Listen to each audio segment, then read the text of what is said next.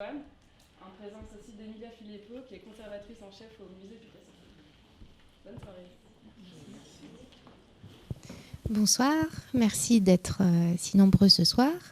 Donc, je suis Emilia Filippo, je suis chef du département des collections. Je ne suis pas commissaire de l'exposition Picasso Tableau Magique, mais je vais me faire la porte-parole d'Émilie Bouvard, donc qui était commissaire de cette exposition pour le musée, mais qui a quitté ses fonctions au mois de septembre dernier pour rejoindre la Fondation Giacometti.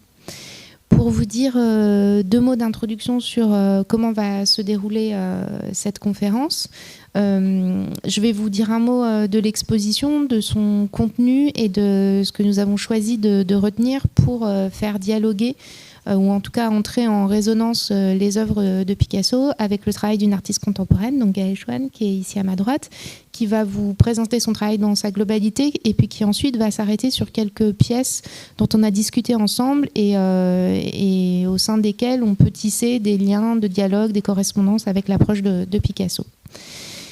Donc pour ceux qui n'ont pas vu l'exposition Picasso Tableau Magique, c'est une exposition qui est consacrée à une période très restreinte du travail de Picasso, entre l'été 1926 et le printemps 1930. Donc c'est un corpus de tableaux, il y en a environ 150 qui ont été identifiés et l'exposition en présente un tiers. La complexité de cette période, en effet, c'est que beaucoup d'œuvres sont éparpillées dans le monde et beaucoup sont encore en collection particulière. Donc l'enjeu de l'exposition, c'était de montrer un maximum d'œuvres au public.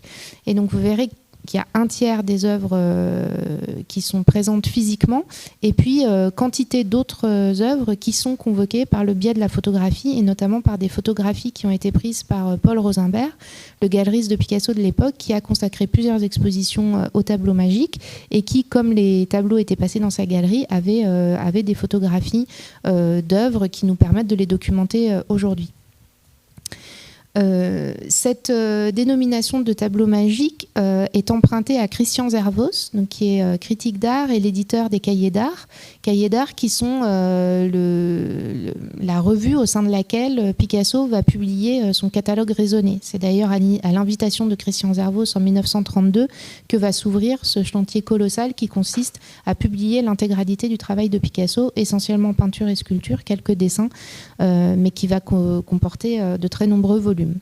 Et donc en 1938, donc 8 ans après la dernière année couverte par les tableaux magiques, Christian Zervos consacre tout un article dans Cahiers d'art à ce qu'il dénomme donc ces tableaux magiques qui correspondent à un corpus d'œuvres caractérisé par un langage de signes presque abstrait et une interrogation finalement sur le pouvoir magique des objets, le pouvoir magique des tableaux.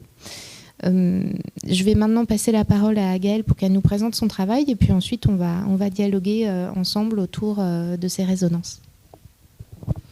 Bonsoir à tous, merci d'être là ce soir, merci de m'inviter. Je vais me présenter très simplement. J'ai étudié aux Beaux-Arts de Lyon il y a quelques années. Et ensuite, j'ai eu quelques résidences, notamment une résidence assez importante pour moi à la Rijksacademie à Amsterdam. Donc j'ai passé quelques années en Hollande et maintenant je suis basée entre Paris et Londres. Ma pratique a toujours été basée sur différents médiums, de manière très volontaire. Donc je fais de la sculpture, de la vidéo, de la photographie et parfois je peux développer quelques nouvelles techniques en fait en fonction de mes recherches.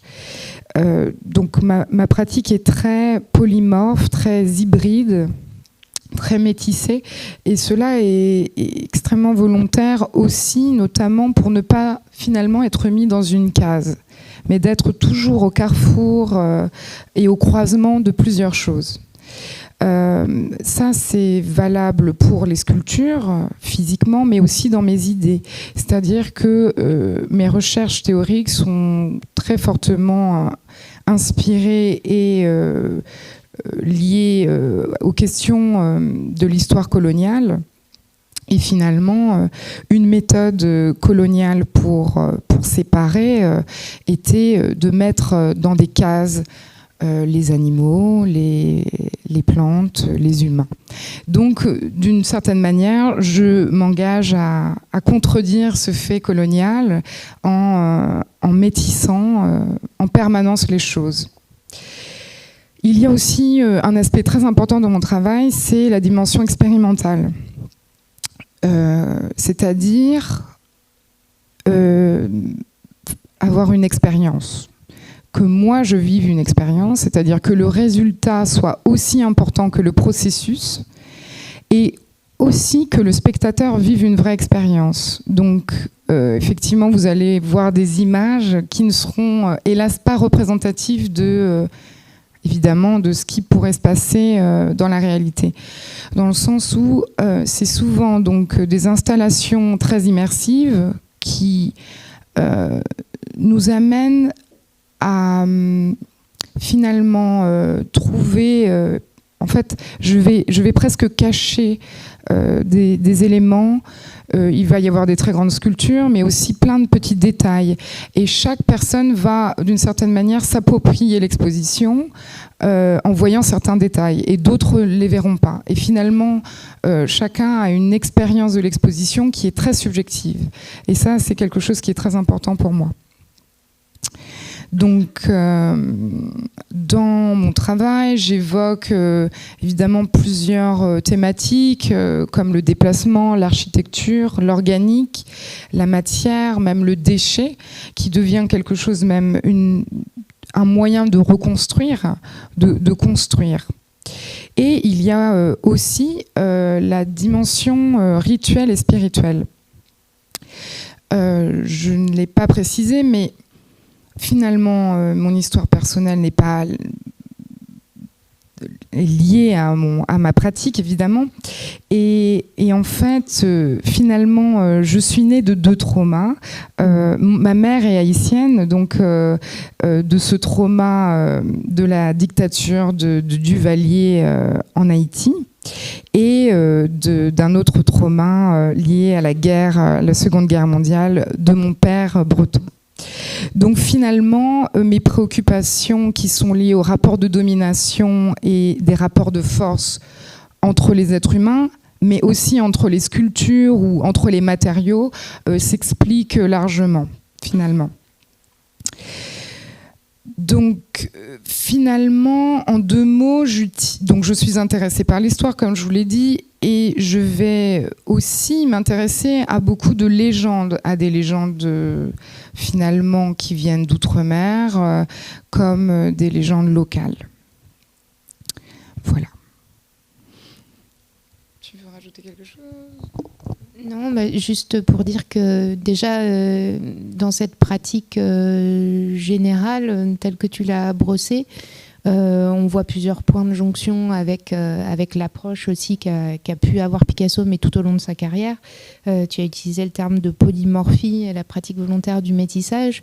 Chez Picasso, c'est un artiste pluridisciplinaire qui passe son temps à passer justement d'un média à un autre et où tout est perméable et où en fait un dessin va rebondir en sculpture pour se retrouver en peinture. C'est ce qu'on voit notamment dans cette exposition Tableau magique. Pour ce qui est de l'expérience et de l'immersion, on le verra peut-être plus en détail, mais le cubisme, puisque c'est quand même la grande révolution plastique qui a irrigué tout le travail de Picasso après 1907, se retrouve aussi dans les tableaux magiques avec la juxtaposition des points de vue, avec une superposition de points de vue parfois contradictoires qui nécessairement invite à un déchiffrement, à une participation active du spectateur. Et on est aussi dans cette démarche d'inclure et d'ouvrir à l'interprétation des propositions plastiques. Et puis pour ce qui est de la pratique rituelle, alors tu parlais de ton histoire personnelle, l'art de Picasso c'est un art éminemment autobiographique mais qui parfois rejoint aussi la grande histoire et on est sur ces différentes couches finalement d'interprétation aussi dans le travail de Picasso. Mais peut-être pour rendre les choses un peu plus limpides, on va passer aux images. Pardon. Donc avec la première œuvre, Gaëlle, que tu souhaitais nous présenter, sur laquelle je rebondirai ensuite par rapport au travail de Picasso, qui est le pied d'Alep. Oui, donc je vais raconter, parce que c'est une histoire, en fait, le pied d'Alep, ce n'est pas qu'une sculpture, c'est aussi, comme je le disais tout à l'heure, une expérimentation, une expérience. Et elle a commencé en 2015, quand je suis tombée sur un article sur Internet. La guerre en Syrie était vraiment à plein régime, et là j'ai lu un article sur une compagnie, une entreprise de savon d'Alep, au nord d'Alep, qui continuait à produire du savon alors que tout le monde est parti ou mort. Et donc cette entreprise continuait à produire, et il y avait vraiment ce témoignage qui disait que c'était vraiment un geste de résistance pour se sentir vivant. Et en fait, il se passe souvent ça aussi dans mon travail. Il y a toujours l'idée de la résistance, de la survivance, de signes, de symboles.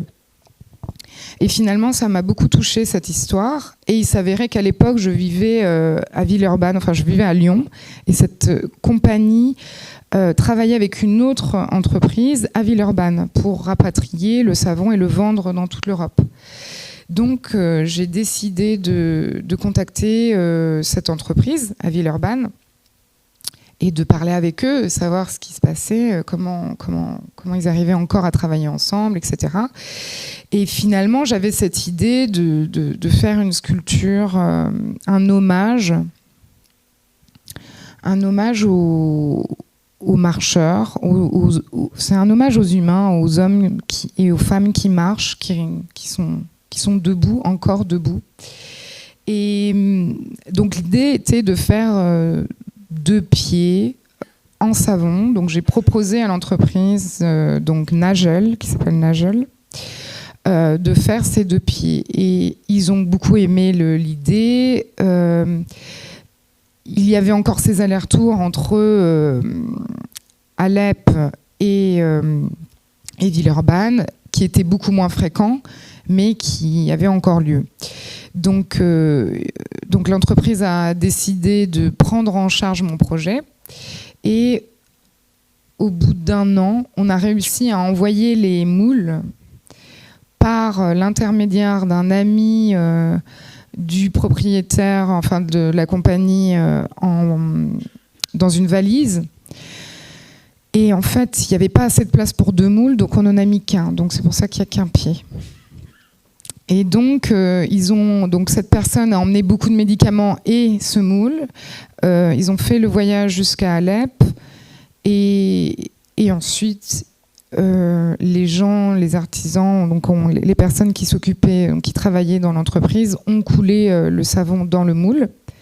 Et quelques temps après, je pense que ça a mis 1 an et demi en tout pour faire l'aller-retour. Au bout d'un moment, ils ont réussi à revenir à Villeurbanne avec le pied, qui a eu quelques petites blessures sur la route. Voilà. Et donc, finalement, ce pied, il était beaucoup plus clair au début. Donc, il y a aussi un processus comme ça de séchage du savon qui a fait qu'il a rétréci, qu'il est devenu plus foncé. Et finalement, il me faisait vraiment penser à un ex-voto, un objet comme ça de guérison, en tout cas, où on fait un objet qui a cette capacité de recevoir les souhaits. Donc finalement, mon souhait, c'était un peu un vœu de paix, et puis un hommage à ces gens qui migrent à cause de la guerre ou qui survivent de ces espaces-là. Voilà, et donc ça, c'est la première fois que je l'ai montré. C'est une pièce qui a été pour moi, c'était très sentimental. J'ai jamais finalement montré cette œuvre, sauf en 2019 à la Fondation Ricard. Voilà, C'était la première fois que je montrais cette œuvre.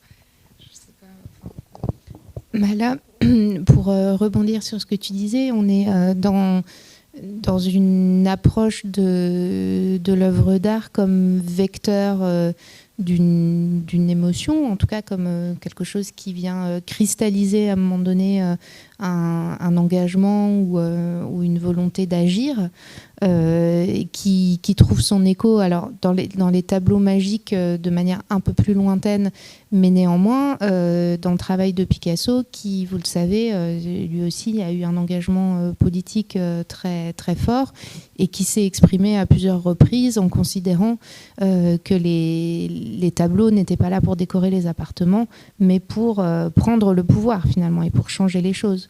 Cette célèbre phrase où il dit qu'un tableau est une arme offensive et défensive contre l'ennemi. Donc on a aussi cette implication de l'artiste qui passe par ses propres moyens plastiques, qui sont aussi des œuvres à déchiffrer, puisque là c'est vrai que sans ton explication, Gaëlle, on est face à un objet un petit peu intriguant, parfois effrayant. Certaines des œuvres de Picasso peuvent l'être, elles déconcertent. Il y en a certaines qui sont aussi très violentes, où la figure est malmenée, maltraitée, mais c'est jamais gratuit. Et finalement, c'est une sorte d'exorcisme personnel, intime, mais qui doit aussi trouver son écho dans la réception et la rencontre avec le spectateur. C'est en ça aussi que on peut parler pas seulement de tableau magique, mais d'art magique. Et l'intérêt de Picasso pour les arts primitifs, puisque vous l'avez peut-être vu dans l'exposition, il y a toute une salle consacrée aux objets magiques, et donc une partie de la collection personnelle de Picasso est exposée, celle dont on sait qu'il avait connaissance ou qu'il avait déjà dans sa collection en 1930, révèle cet intérêt pour les objets. C'est pas un intérêt plastique, un intérêt formel, c'est davantage un intérêt sur le fonctionnement, sur le fait que ces objets doivent être activés, et on leur attribue des réels pouvoirs surnaturels qui dépassent la logique, la rationalité. Donc on est au croisement un petit peu de tout ça. C'est pas le travail de Gaëlle n'est pas uniquement comment dire. C'est pas le seul qui fait qui creuse ce sillon, mais je trouve qu'il met bien en évidence finalement cette même intentionnalité dans l'œuvre d'art et surtout son nécessaire décodage d'une certaine manière. Et les tableaux magiques, par leur registre et leur répertoire formel, géométrique, qu'il faut apprivoiser et qu'on apprend aussi à déchiffrer au fil de l'exposition, renvoie aussi à cette nécessaire interprétation. Voilà. Mais qui est aussi une interprétation ouverte. C'est-à-dire que là, ça s'inscrit dans une histoire très contextualisée, mais comme tu le dis, c'est un hommage plus large. Donc il y a aussi ces différentes couches d'interprétation, puisque dans le cas de Picasso, on part souvent d'un sujet intime et personnel, mais qui rencontre très souvent des sujets plus existentiels et plus collectifs. C'est quelques extraits justement du texte de Christian Zervos publié dans le Cahier d'art en 1938, avec quelques expressions mises en gras qui d'une part mettent l'accent sur ce qu'a pu retenir Zervos ou ce qu'il a pu y voir dans les tableaux magiques de Picasso, et puis cette forte charge émotionnelle en fait qu'on sent dans ces œuvres-là tout particulièrement. Notamment, c'est pourquoi ces tableaux nous pressent de toutes parts, agissent sur notre registre émotif, qu'on est vraiment face à des objets quelque part un peu vivants, provoquent des actions, laissent entrevoir la sublimité à laquelle l'artiste peut atteindre. Et puis il parle aussi plus tard de l'énergie d'une expression à la fois humaine et démonique. Donc on est tout à fait dans ce registre. Alors du coup, pour cette seconde œuvre sélectionnée ensemble, on a fait une sélection ensemble, il s'agit de la peau de chagrin. Donc c'est une œuvre qui est réalisée, donc c'est environ 2 mètres carrés de surface photographique, parce qu'initialement, c'est une photographie qui a subi une sorte de transfert sur une peau en silicone que j'ai mis en place secrètement. Donc il s'agit d'une sorte de surface qui fait finalement 2 mètres carrés, c'est à peu près plus ou moins la surface du corps humain en fonction de la taille d'un homme et d'une femme, de la peau. Donc il y avait vraiment cette réflexion aussi sur la peau, sur la surface photographique, sur une peau un peu décorchée finalement.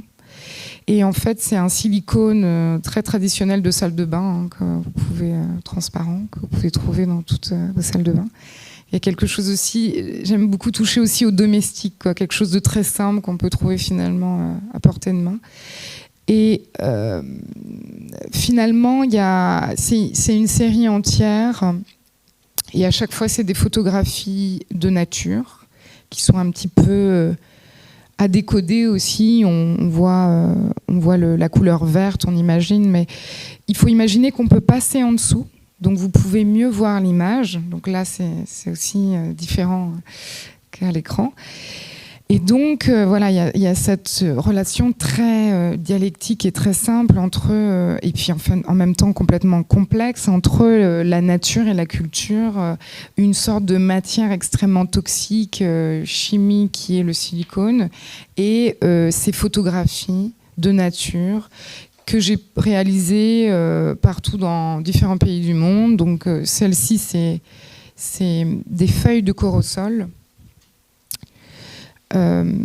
Mais il y a eu aussi, j'ai photographié la lune rouge au Canada, une pierre, une roche en Normandie, sur une des plages normandes. Voilà, il y a toute une série comme ça qui est toujours en cours d'ailleurs. Et donc il y a ces chaînes très très fines qu'on voit sur la gauche et qu'on peut imaginer tenir finalement l'ensemble de cette peau. Donc c'est des chaînes de bijouterie plaquées or qui sont un peu une contradiction parce que finalement le silicone est assez lourd, donc il y a quand même un jeu d'équilibre qui se crée entre la finesse de ces chaînes et trouver l'équilibre de la lourdeur de la sculpture, de la peau. Et finalement, j'ai donné ce titre « Peau de chagrin » en réflexion à Balzac. Je pense que vous connaissez tous son roman qu'il a écrit en 1831 sur justement cet homme qui trouve une peau. Donc dans un magasin antiquaire, c'est une peau magique qui a un message. Et en fait, finalement, c'est vraiment la question de savoir est-ce qu'on choisit la longévité et on n'utilise pas la peau et elle reste entière et finalement on ne fait pas de souhaits, ou le personnage principal peut faire des souhaits, tout ce qu'il désire, mais la peau réduit et il vieillit plus rapidement. Donc il y a aussi une question que je déplace à l'échelle aussi de la nature, c'est-à-dire comment quel rapport on a à la nature, comment finalement on décide on a déjà fait notre choix apparemment, mais est-ce qu'on décide de protéger la nature, de moins l'user, de moins l'utiliser et de la garder plus longtemps, ou finalement de s'en servir de manière très rapide pour subvenir à tous nos désirs, et puis finalement donc il y avait un rapport comme ça de cet ordre-là avec cette œuvre, et finalement elle devient assez fantomatique et très, très étrange par cet équilibre des chaînes et de cet équilibre un peu étrange et fragile. Une œuvre très, très étonnante, un petit peu dérangeante aussi dans sa forme. J'ai pas eu la chance de la voir en vrai, mais on imagine l'impression un peu enveloppante qu'on peut ressentir sous cette espèce de spectre, en effet, et avec la technique photographique, donc, qui est aussi intéressante puisqu'elle vient imprimer au sein même de cette matière, de cette peau, la mémoire d'une nature, donc comme tu l'as dit, qui entre un peu en contradiction avec le matériau même qui est utilisé. D'un point de vue, on a choisi cette œuvre ensemble pour l'histoire un petit peu magique autour de Peau de chagrin, mais aussi pour ce goût de l'expérimentation. Et cette alliance, finalement, comme tu l'as dit, du contraste entre le goût du détail très raffiné sur la chaînette et puis en même temps un matériau qui est des plus basiques, qui est le silicone, mais qui est retravaillé, expérimenté avec cette technique photographique. Picasso, vous le savez, c'est un grand expérimentateur qui a vraiment été très innovant dans plein de domaines, qui a lui aussi utilisé la photographie, alors pas dans ces termes-là, mais qui a laissé une place importante à la photographie. Et on le verra plus tard sur d'autres images des tableaux magiques, mais vous avez peut-être vu dans certains tableaux magiques sur quantité de vues d'atelier un profil qui se dessine et dont une des interprétations possibles de l'origine de ce profil serait justement une photographie qui a été découverte dans ces archives dans lesquelles on voit l'ombre projetée d'un profil. Donc, qui se retrouve ici déplacé, donc tu parlais de déplacement, qui se retrouve déplacé dans le domaine de la peinture et pour autant qui cultive son ambiguïté, puisqu'avec les différents degrés de transparence de peinture, on ne sait pas vraiment où se situe le profil, si c'est une ombre ou si c'est vraiment un profil sculpté ou un profil peint. Donc on a aussi cette indétermination dans le travail de Picasso qui fait écho à cet objet indéterminé qui est, à ma connaissance, le seul que je connaisse de cette forme-là, et qui est aussi qui permet, encore une fois, d'activer la conscience du spectateur et de se questionner par rapport à sa place dans le monde, à son environnement, à tout un tas de choses. Alors, donc l'œuvre suivante, donc Discours d'un paysage amoureux. Alors, c'est une œuvre, donc, pour le coup, c'est une série complètement abstraite. Bon, c'est vrai que Peau de chagrin était entre l'abstraction et la figuration.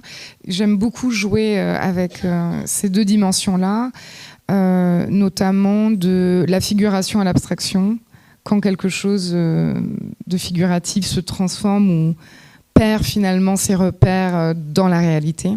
Bon, là, il s'avère que c'est un passage de la sculpture à l'image ou presque de la peinture. Enfin, en tout cas, c'est... Je sais pas, j'espère que vous allez saisir quand même ce qui se passe sur l'image, mais il s'avère qu'il s'agit d'une plaque de porcelaine. Et en fait, après un an d'expérimentation, trouver une recette de porcelaine et de frites, donc avec un pourcentage précis, pour élaborer une alliance, je pourrais dire. Donc le principe est que cette très fine plaque de porcelaine qui fait moins de... Ouais, qui ferait, je sais pas, 10 mm, extrêmement fine, va être chauffée, cuite avec une plaque de cuivre, une petite plaque de cuivre qui fait exactement la taille du carré qui est au centre. Et donc cette fusion va donner, le cuivre finalement va oxyder et ces traces vont se retrouver sur la porcelaine. Donc il va y avoir une sorte de contact. Donc celle-ci, c'était la première et finalement elle a quand même brisé, elle s'est quand même brisée. Donc il y a tout un rapport de tension entre finalement le contact entre ces deux matériaux pendant la cuisson. l'histoire est que au XVIIIe siècle, la porcelaine a évidemment été utilisée à des fins scientifiques. Était utilisée parce que elle a cette capacité de ne pas garder les traces. C'est-à-dire qu'elle se nettoie facilement. Donc pour les scientifiques ou les biologistes, c'est une matière idéale qui peut rester intacte, vierge et sans bactéries finalement. C'est pour cela aussi qu'ensuite, une fois qu'on a commencé à boire du café, on utilisait la porcelaine pour boire le café parce que le café tâche énormément. La porcelaine pouvait donc accueillir le café sans tacher le contenant. Et en fait, c'était cette idée-là, finalement, c'est une idée très, très générale de deux matériaux.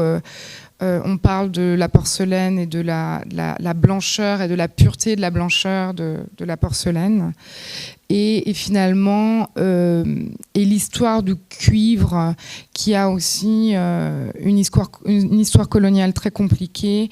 Et finalement, c'est un rapprochement, une sorte de relation presque érotique entre deux civilisations, deux matériaux, au sein de cette expérimentation que je propose. Donc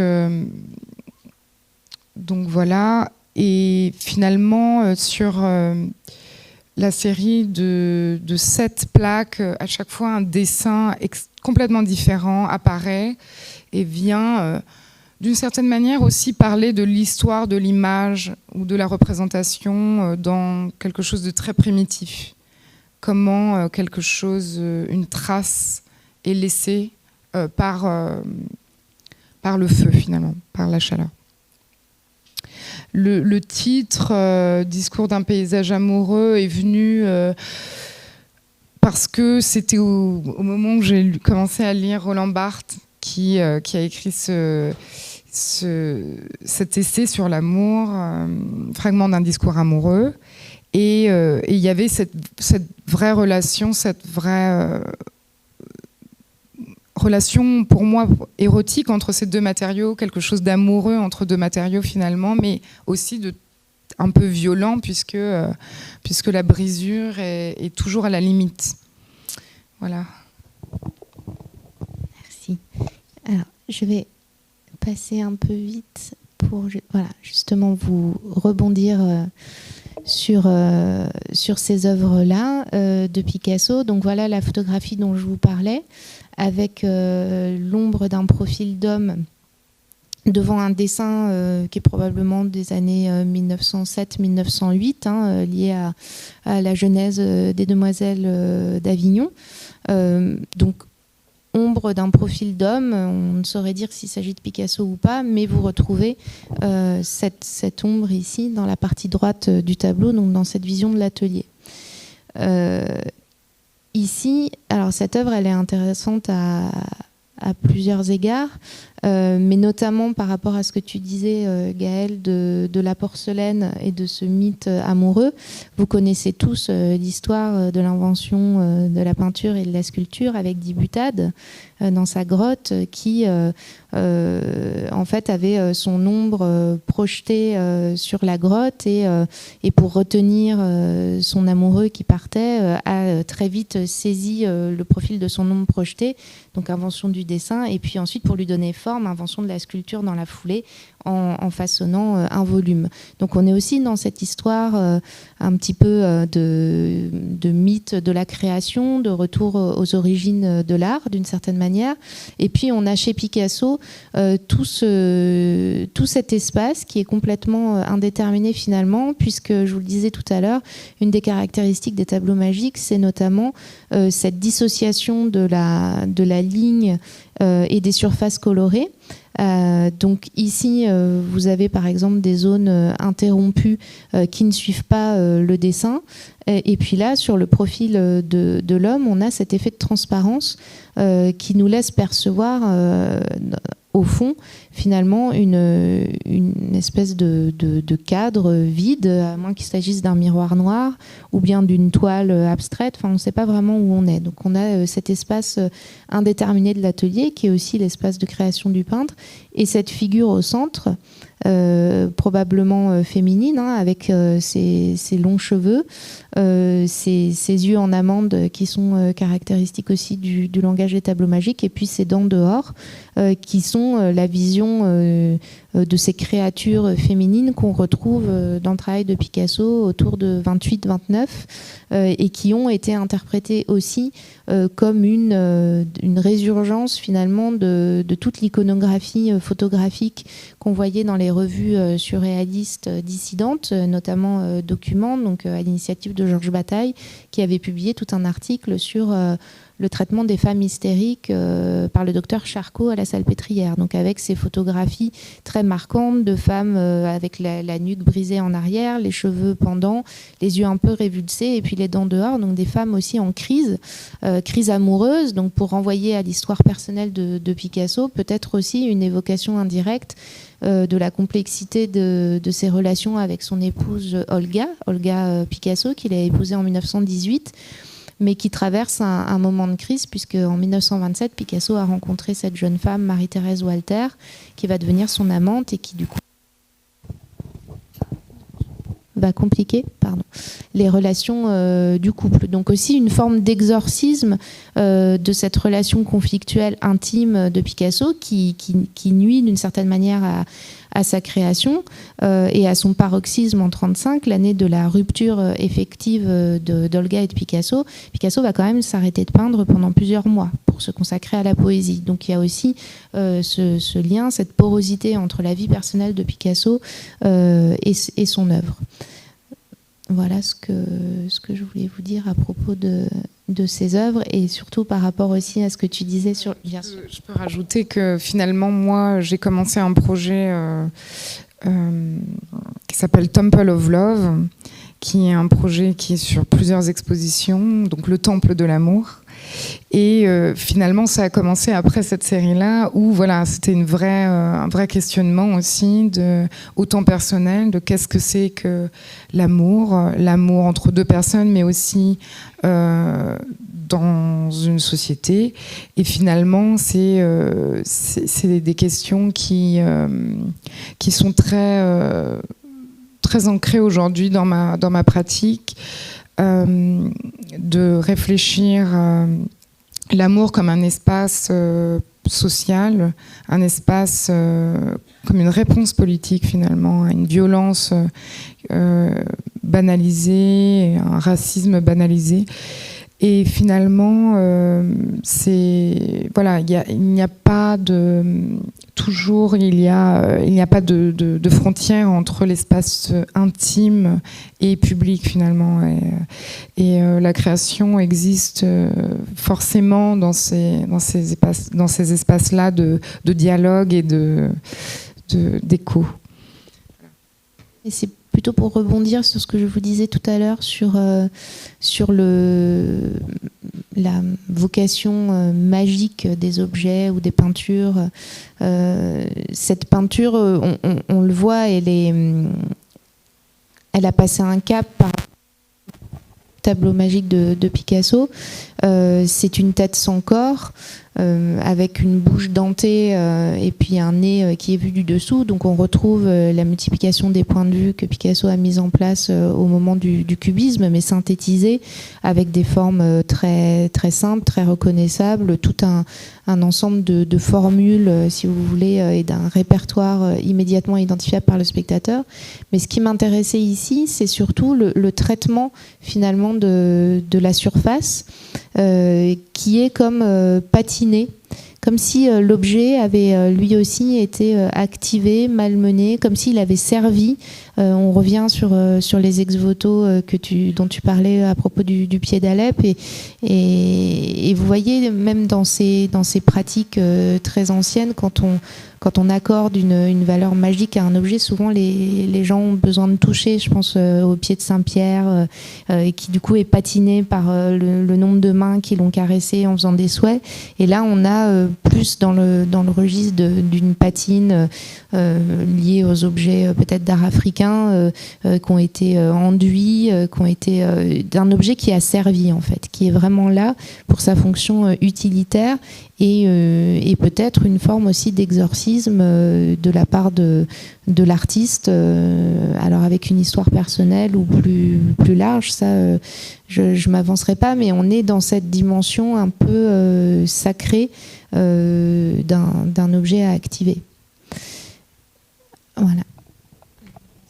Alors, pour faire une transition, là c'est War of Images, donc la guerre des images, d'une certaine manière. Il y a cette question de la perspective et des multiples points de vue. En tout cas, cette volonté très forte de créer des distorsions et des espaces multiples de perspectives. Donc il s'agit, pour reprendre l'histoire depuis le début, ça a commencé avec donc cette résidence que j'ai fait à la Rex Academy, qui est une institution, une école qui a travaillé, donc qui est très très vieille, et donc il y a très longtemps, les scientifiques travaillaient avec les artistes. Donc les artistes dessinaient pour les scientifiques et les chercheurs. Donc il s'avère que dans cette école, il y a énormément d'archives. Et donc on avait donc accès à ces archives-là, et j'ai trouvé des archives très intéressantes qui sont ces crânes notamment qu'on peut voir en bas là, qui ont été dessinés, qui viennent de... En fait, c'était une manière de répertorier chaque type de forme de crâne en fonction des régions géographiques. Donc une entreprise évidemment coloniale, qui n'est pas datée, qui est anonyme, donc je n'ai pas d'informations de plus. Et on a la chance dans cette école de pouvoir scanner les documents avec une machine extrêmement perfectionnée, qui sert d'ailleurs, qui est exactement le même scanner que pour vraiment des bibliothèques d'archives, comme la BNF par exemple. Donc finalement, je ne savais pas quoi faire de ces archives-là, je les ai donc scannées. Et ce scan, c'est une machine qui est ouverte. Finalement, il n'y a pas de panneau qu'on ferme, c'est ouvert et l'enregistrement se fait sur le dessus. Et en faisant une erreur, ce qui est une notion assez importante dans mon travail, la notion de l'erreur, de l'échec et finalement de faire comme on peut, faire avec ce qu'on a, je mets ma main accidentellement sur le scanner. Et finalement, ça a enregistré mon geste, mais d'une manière un petit peu déformée. Et j'ai joué de ça, et donc j'ai essayé plusieurs fois, et finalement, j'ai enregistré des parties de mon corps sur l'image de ce dessin. Donc on a deux plans. On a le plan de l'image qui est scanné, et vu que c'est une machine qui enregistre extrêmement bien la réalité, c'est comme une photographie finalement. Et donc, il y a des parties de mon corps qui apparaissent, qui sont déformées. En haut à droite, t'as ton petit... C'est ça ? Ici, par exemple, c'est mon pied. Donc, imaginez bien que mon pied n'est pas comme ça, heureusement pour moi. Et mes mains, par exemple, ici. C'est aussi une partie de ma main qui devient presque un pied. Donc finalement, il y a les zones de mon corps se déforment. Il y avait vraiment ce désir de confronter deux histoires, finalement qui viennent de la même histoire, c'est-à-dire un enregistrement, deux modes d'enregistrement différents à des moments différents, mais finalement entre cette histoire coloniale qui enregistre ses corps pour les catégoriser et moi, mon corps d'artiste, femme noire, qui vient tout d'un coup découvrir ces documents. Donc, et puis finalement, ça devient un autoportrait. C'est d'une certaine manière un autoportrait de moi, fragmenté, fragmentaire.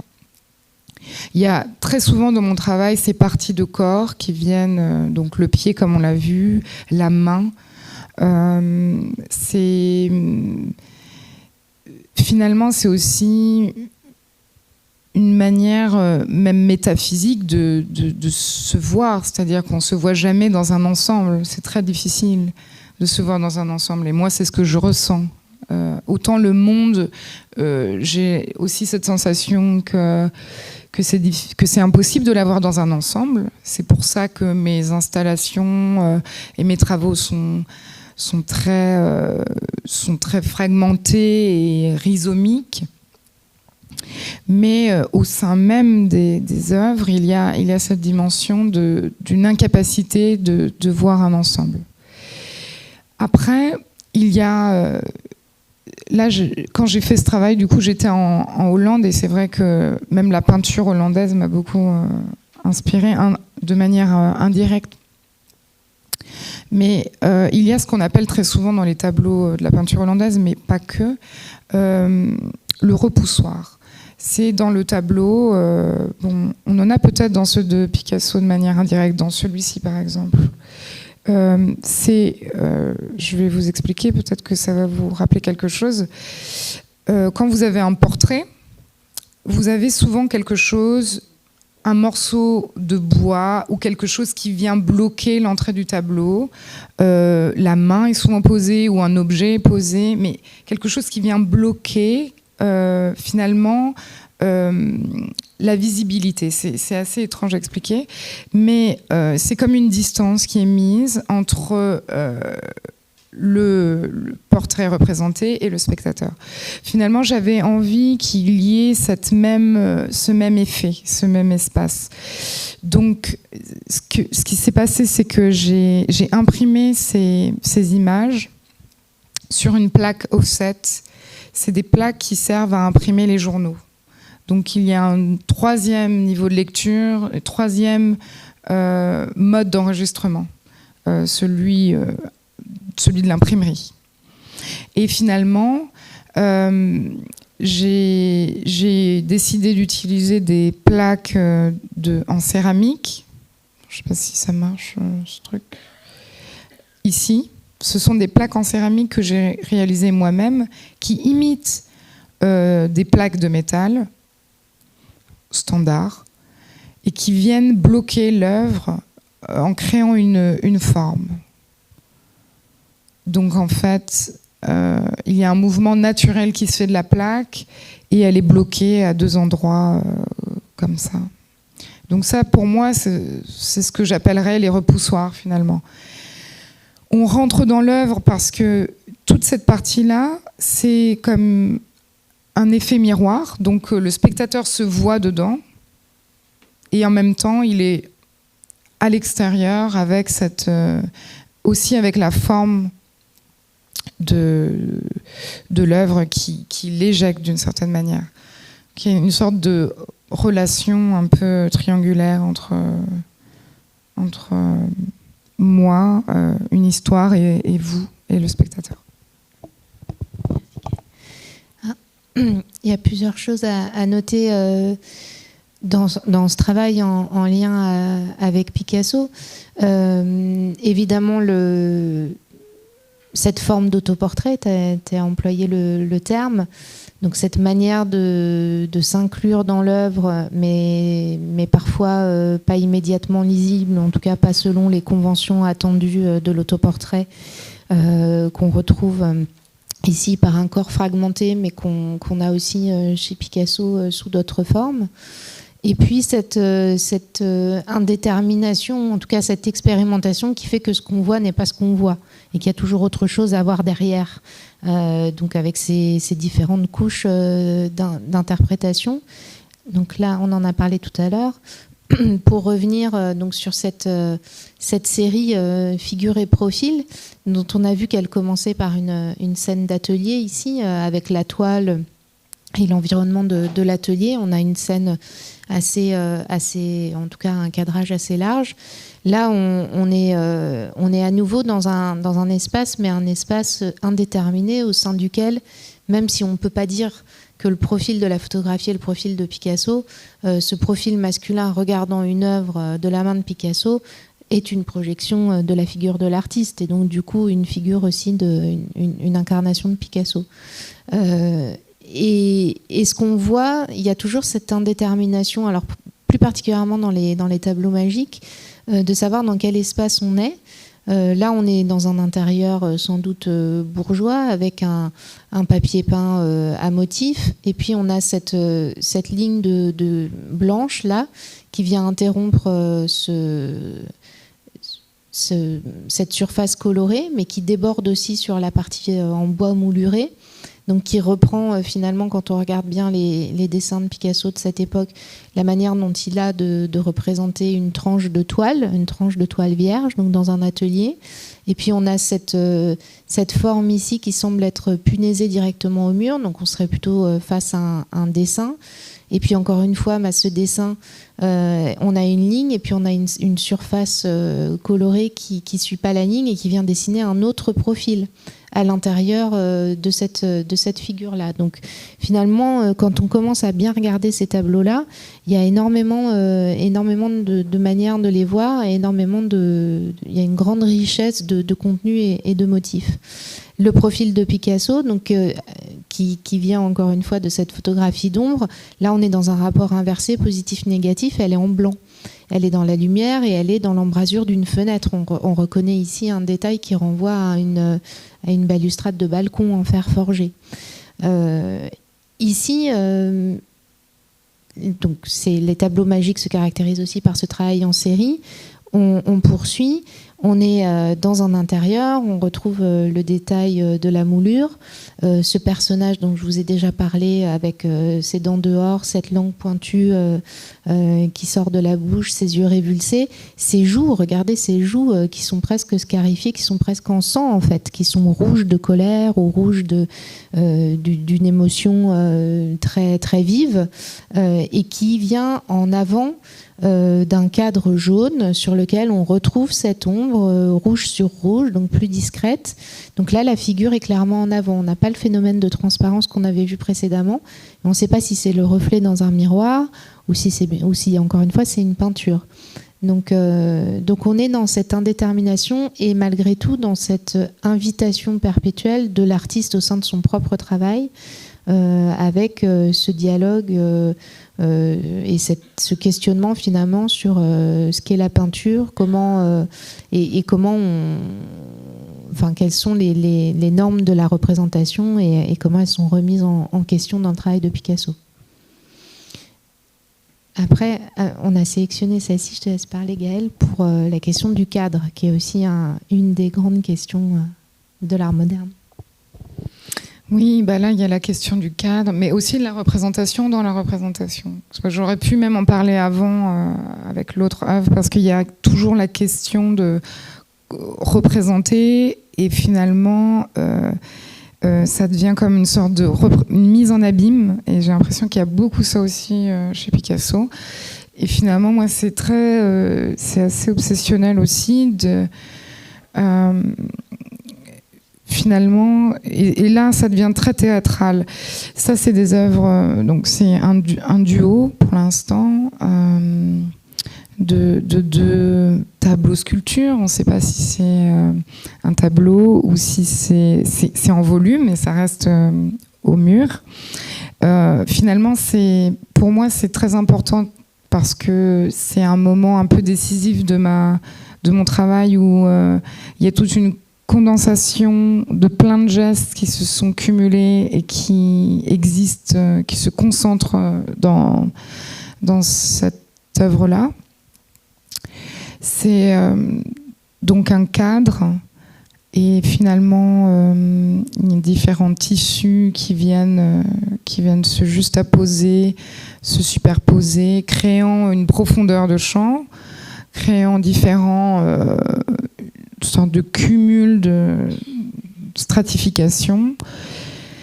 Et il y a ce tissu à droite qui est un fragment d'un tissu de lit, en fait, comment on appelle ça, de couvre-lit, voilà. Donc de couvre-lit, qui pour moi est aussi ce petit signe de l'intérieur, du salon, de la chambre, enfin de quelque chose de domestique, de très intime. Et puis, vous pouvez voir ici, on n'a pas une image. Il y a ces mains qui reviennent, ces mains qui essayent de dire, de faire.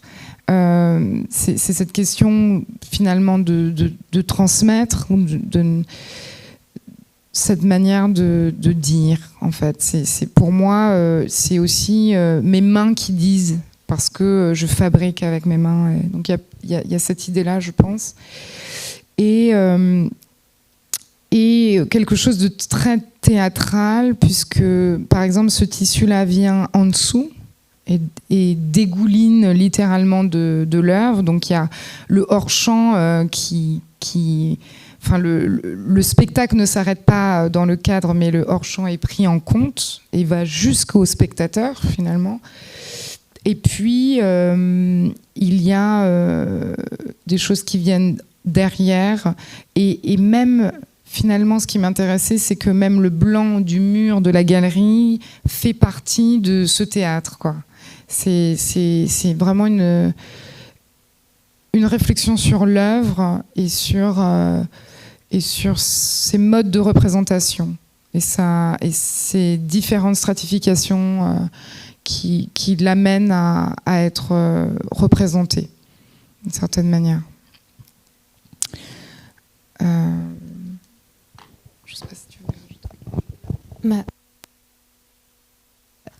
Par rapport à la question du cadre, c'est vrai que cette œuvre est très, très intéressante, puisque Picasso poursuit finalement sa réflexion et avec une très grande liberté propose une image qui, quand on regarde bien, est dans un espace qui est complètement indéterminé, puisqu'on retrouve encore une fois ici la moulure caractéristique des appartements bourgeois de l'époque, mais malgré tout avec plein de zones de changement de couleur. Et puis surtout, on a ce cadre ici qui est de biais, au sein duquel s'inscrit une partie de cette figure, de cette créature qu'on a vu représentée dans plein de tableaux de manière beaucoup plus classique et traditionnelle, dans des formes de portraits ou de représentations de figures féminines assises dans un fauteuil ou en buste.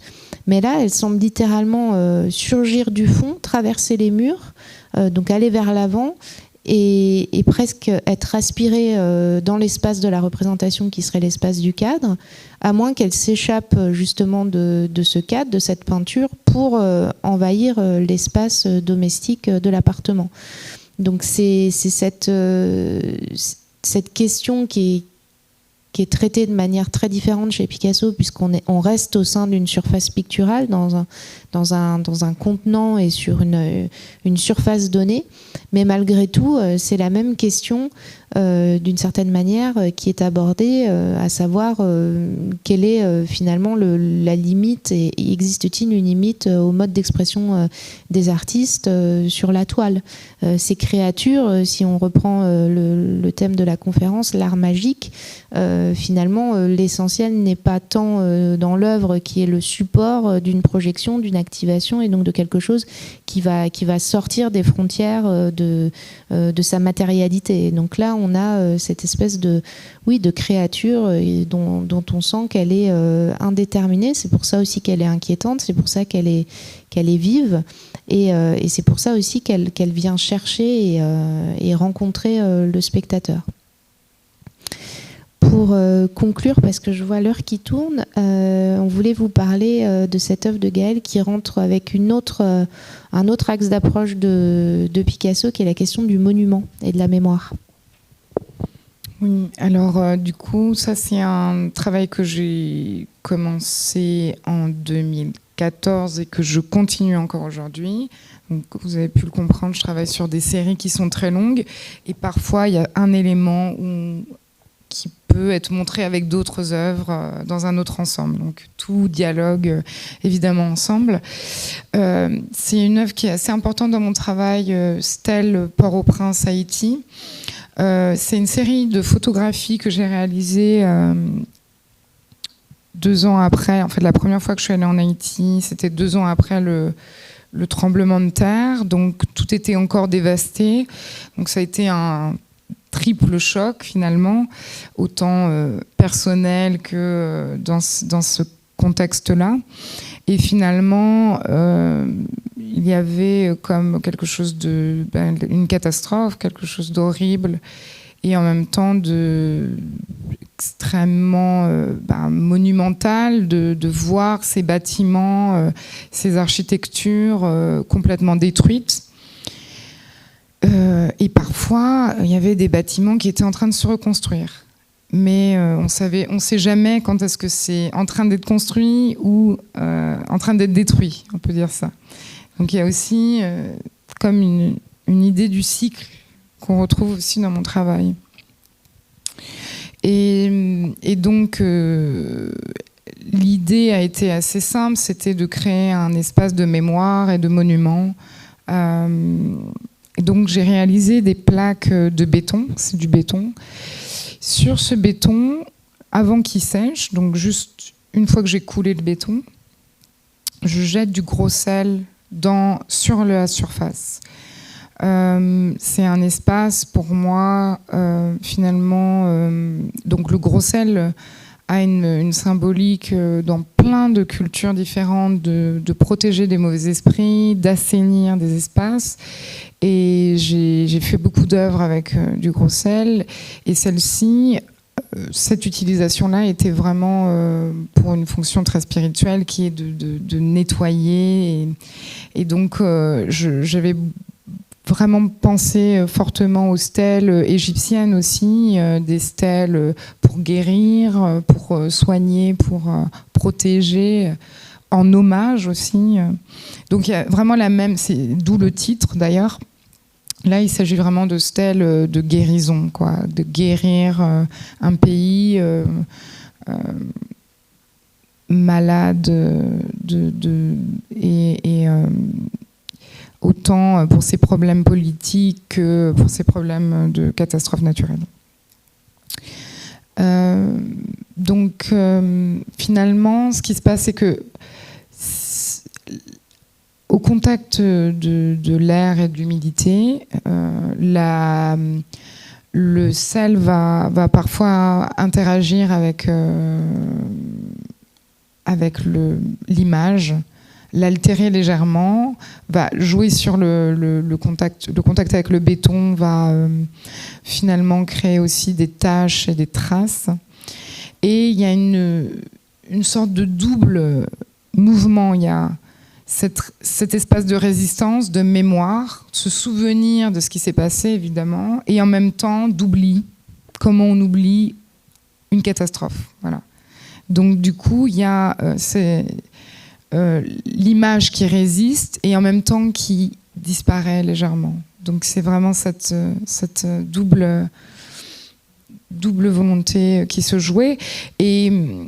Et finalement, les photographies prennent une allure de peinture au contact du béton et du gros sel. Donc encore une fois, on est au croisement de différents médiums. Et aussi, ce qui m'intéressait, c'est que les architectures, bon, on ne voit pas très très bien ici, mais en fait, il s'agit d'un bâtiment ici qui est en béton. Là, c'est le mur en béton. Et donc finalement, il y a une confusion qui se crée entre la représentation de la photographie et évidemment le béton lui-même, matériel et physique. Donc encore une fois, une question de représentation et de ces réalités, de ces modes de représentation finalement. Merci Gaëlle. Alors, ça dialogue de manière beaucoup beaucoup plus lointaine, mais juste pour parler un tout petit peu de sculpture, puisque donc, la période des tableaux magiques, comme son nom l'indique, concerne uniquement la production picturale de Picasso entre 26 et 30, mais durant cette période, il pratique aussi la sculpture et travaille notamment à ce projet de monument en mémoire de Guillaume Apollinaire, donc ce poète qu'il a rencontré en 1905, qui va être un des plus grands critiques du travail de Picasso pendant la période rose. Ça va vraiment être un frère dans l'âme, un frère spirituel pour Picasso. Il va aussi défendre son travail pendant la période cubiste, et donc il décède de la grippe espagnole en novembre 1918. Et dans les années 20, un comité se met en place pour un appel à souscription et édifier un monument à la mémoire de Guillaume Apollinaire, pour lequel Picasso va faire de nombreux projets, dont celui-ci, dont vous pouvez voir l'agrandissement dans le jardin du musée, mais qui a été toujours refusé parce que jugé trop avant-gardiste. Donc là, on est dans une approche de l'hommage, de la mémoire, davantage poétique, puisqu'on est face à un véritable dessin dans l'espace, une espèce de sculpture faite de vide, faite de rien, qui reprend une des pièces, un des poèmes de Guillaume Apollinaire, dans lequel il donne un des rôles à Picasso. Mais c'était important pour vous présenter le travail de Stèle, de Gaël, de faire ce lien aussi à travers la question du monument, qui est vraiment quelque chose auquel aussi s'est confronté Picasso. Alors pas à l'échelle d'une catastrophe aussi importante que celle d'Haïti. On est plutôt dans le drame personnel de la perte d'un ami cher et d'un grand homme de lettres. Mais voilà, c'était aussi pour évoquer la sculpture. Et à présent, on a fini notre présentation. Donc, si vous avez des questions, on est tout à fait là. On serait heureuse d'y répondre. Est-ce que vous êtes quand même inspiré de certaines œuvres de Picasso pour créer vos propres œuvres ou pas ? Alors, jamais directement, mais je pense qu'il y a quelque chose...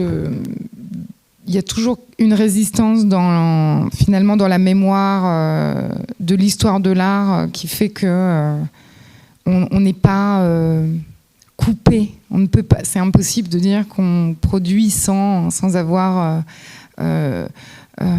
finalement en mémoire, même si elle est très très lointaine, vu des formes. Ou vu des couleurs ou des agencements.